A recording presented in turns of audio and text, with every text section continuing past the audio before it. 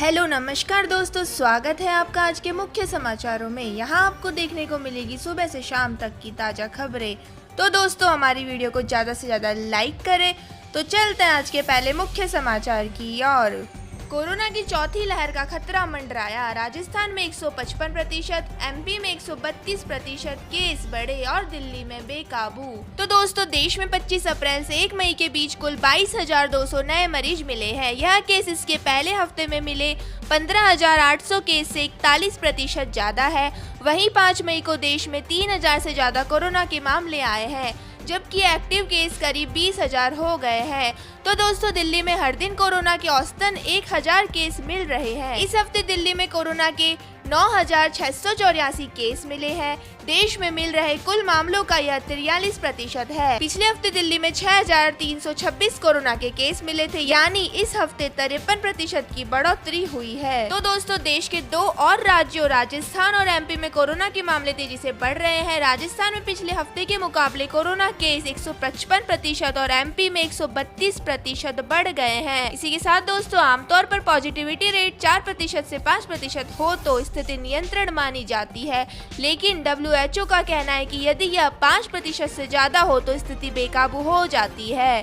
इसी के साथ दोस्तों चलते हैं आज के अगले मुख्य समाचार की ओर। केदारनाथ के कपाट खुले। कोरोना के दौर में पहली बार भक्त कर रहे हैं बाबा के दर्शन।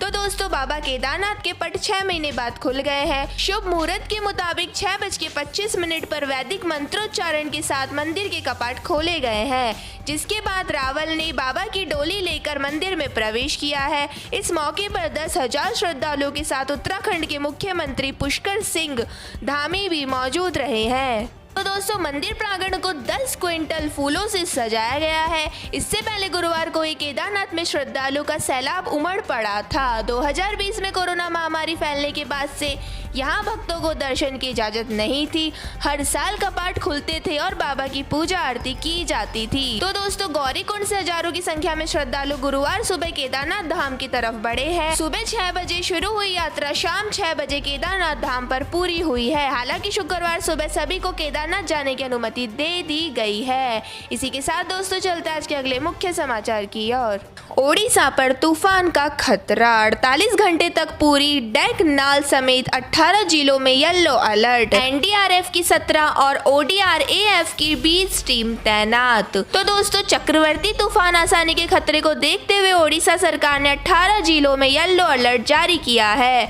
मौसम विभाग की ओर से कहा गया है कि अगले 48 घंटे में 40 से 50 किमी घंटे की रफ्तार से तेज हवाएं चल सकती है। सरकार ने खतरे को देखते हुए NDRF की 17 और ODRAF की 20 टीमें तैनात कर दी गई है। इसी के साथ दोस्तों 175 फायर ब्रिगेड टीमों को भी लगाया गया है। उधर मौसम विभाग के मुताबिक शुक्रवार सुबह दक्षिण अंडमान सागर और उससे सटे हुए दक्षिण पूर्व बंगाल की खाड़ी क्षेत्र के ऊपर लो प्रेशर का क्षेत्र बना है। उत्तर पश्चिम की ओर से बढ़ने और अगले 48 घंटों के दौरान तेजी से डिप्रेशन में बदल सकता है। इसी के साथ दोस्तों चलते आज के अगले मुख्य समाचार की ओर। तजिंदर बग्गा की गिरफ्तारी। हरियाणा में पंजाब पुलिस को रोक रही पूछताछ। दिल्ली में अपहरण केस। तो दोस्तों भारतीय जनता पार्टी के नेता तजिंदर पाल सिंह बग्गा की पंजाब पुलिस द्वारा गिरफ्तारी मामले में एक नया मोड़ सामने आया है। दिल्ली के मुख्यमंत्री अरविंद केजरीवाल को कथित धमकी देने के आरोप में भाजपा नेता तजिंदर पाल सिंह बग्गा की गिरफ्तारी के बाद दिल्ली पुलिस ने पंजाब पुलिस के खिलाफ अपहरण का मामला दर्ज किया है। इतना ही नहीं, हरियाणा में पंजाब पुलिस के काफिले को रोक दिया गया है। बताया जा रहा है कि पंजाब पुलिस तजिंदर पाल सिंह बग्गा को दिल्ली के जनकपुर स्थित घर से गिरफ्तार कर मोहाली ले जा रही है। तो दोस्तों जानकारी के मुताबिक आपको बता दें कि तजिंदर पाल बग्गा को दिल्ली से मोहाली लेकर जा रही पंजाब पुलिस को हरियाणा पुलिस ने कुरुक्षेत्र में रोक लिया है। बग्गा सफेद रंग के बोलेरो गाड़ी में बैठे हुए हैं और उनके साथ 3 SP भी मौजूद है। बताया जा रहा है कि कुछ देर बाद तजिंदर पाल सिंह बग्गा की पेशी होगी। बग्गा पर आरोप है कि उन्होंने अरविंद केजरीवाल को धमकी दी थी और उनके खिलाफ अपशब्द का इस्तेमाल किया गया था। इसी के साथ दोस्तों चलते हैं आज के अगले मुख्य समाचार की ओर। चीन में कोरोना के लगातार बढ़ते मामलों के बीच एशियन गेम स्थगित। तो दोस्तों, चीन में होने वाले एशियन गेम को अनिश्चितकाल के लिए स्थगित करना पड़ रहा है। जानकारी के मुताबिक आपको बता दें कि एशिया ओलंपिक काउंसिल ने शुक्रवार को कहा था कि चीन के हांगझोउ में 10 से 25 सितंबर 2022 तक होने वाले 19वें एशियाई खेलों को स्थगित कर दिया जाएगा। खेलों को स्थगित करने का कोई कारण नहीं बताया गया है, लेकिन यह घोषणा ऐसे वक्त में हुई जब चीन में कोविड-19 से जुड़े मामले लगातार बढ़ रहे हैं। बयान में कहा गया है कि इन खेलों के लिए नई तारीखों का ऐलान बाद में किया जाएगा। इसी के साथ दोस्तों, चलते हैं आज के अगले मुख्य समाचार की ओर। जंग के बीच रूस के धन कुबेरों का हुआ बुरा हाल, इस मुस्लिम देश से मांग रहे हैं पनाह।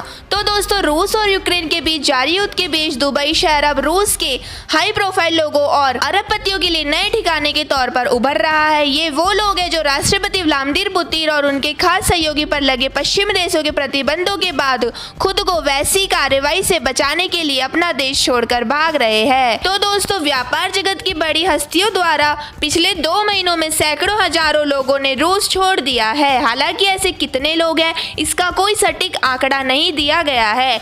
इसके अलावा कई बहुराष्ट्रीय कंपनियां और रूसी स्टार्टअप कंपनियों ने भी अपने कर्मचारियों को यूएई में ट्रांसफर कर दिया है। यूएई ने अब तक ना रूस पर प्रतिबंध लगाए हैं, ना ही यूक्रेन पर हमले के लिए उसकी आलोचना की है। यही नहीं, वह गैर प्रतिबंधित रूसी नागरिकों को धड़ल्ले से वीजा भी दे रहे हैं। इससे वहाँ रूसी कारोबारियों की संख्या में तेजी से बढ़ोतरी हो रही है। इसी के साथ दोस्तों, चलते हैं आज के अगले मुख्य समाचार की ओर। छत्तीसगढ़ दंतेवाड़ा में नक्सलियों से जबरदस्त मुठभेड़, डीआरजी जवानों ने नक्सलियों को घेरा।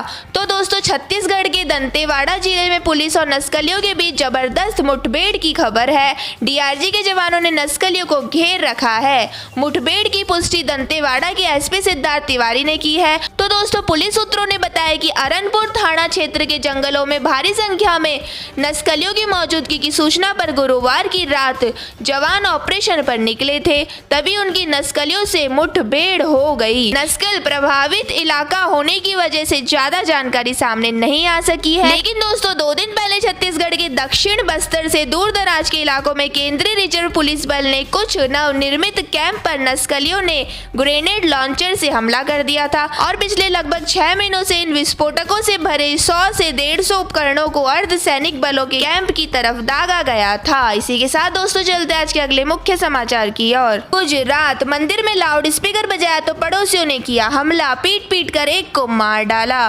तो दोस्तों, महसाणा जिले में मंदिर में लाउड स्पीकर बजाने के लिए हुए विवाद में एक युवक की मौत हो गई है, जबकि एक अन्य गंभीर रूप से घायल हो गया है, जिसका अस्पताल में इलाज चल रहा है। सूचना के बाद पुलिस ने मामला दर्ज कर लिया गया है और जांच पड़ताल शुरू कर दी गई है। मामला मुंदड़ा गांव के ठाकुरवास का है। तो दोस्तों, जानकारी के मुताबिक लाउड स्पीकर बजाने को लेकर उस शख्स के पड़ोसी ने पहले वाद विवाद किया, जो थोड़ी देर में हिंसा में बदल गया। शख्स के पड़ोसियों के हमले में 2 लोग घायल हो गए हैं। इनमें से एक युवक ने अस्पताल में इलाज के दौरान दम तोड़ दिया है। इसी के साथ दोस्तों, पुलिस ने 6 लोगों के खिलाफ मामला दर्ज कर लिया गया है। फिलहाल किसी को गिरफ्तार नहीं किया गया है। इसी के साथ दोस्तों, चलते हैं आज के अगले मुख्य समाचार की ओर। भीषण परमाणु बमों से लैंस पुतिन का समुद्री ड्रोन तैयार, 1600 फीट ऊंची लहरों में डूब जाएगा बिट्रेन, जाने कैसे। तो दोस्तों, यूक्रेन को युद्ध में अमेरिका और पश्चिमी देश मदद दे रहा है, इससे रूस भड़का हुआ है। इसी बीच हाल ही में रूसी राष्ट्रपति व्लादिमीर पुतिन को रूसी चैनल ने धमकी दी है कि न्यूक्लियर अटैक करके ब्रिटेन को समुद्र की गहराइयों में डुबो दिया जाएगा। तो दोस्तों, ब्रिटेन पर रूस के परमाणु हमले की धमकी के बाद से रूस के पोसेडॉन न्यूक्लियर ड्रोन की बहुत चर्चा हो रही है। तो दोस्तों, रूस का अंडर वाटर ड्रोन पोसेडॉन समुद्र में 1600 फीट ऊंची लहरें पैदा करके पूरे ब्रिटेन को डुबो सकता है, ब्रिटेन का नाम और निशान मिटा सकता है। इस हमले से न केवल ऊंची लहरें उठेगी, बल्कि जबरदस्त रेडिएशन भी निकलेगा, जो ब्रिटेन को रेडिएटिव रेगिस्तान में बदल देगा। कुछ एक्सपर्ट का मानना है कि इलाका ब्रिटेन के साथ ही आयरलैंड का भी है, जो ब्रिटेन का ही पड़ोसी है। तो दोस्तों, पानी में गहराई में जाने के मामले में दुनिया के बाकी टारपीडो पोसेडॉन से पीछे है। तो दोस्तों, यह थे आज के मुख्य समाचार। हमारी वीडियो को ज़्यादा से ज़्यादा लाइक करें, शेयर करें और चैनल को सब्सक्राइब जरूर कीजिए। धन्यवाद।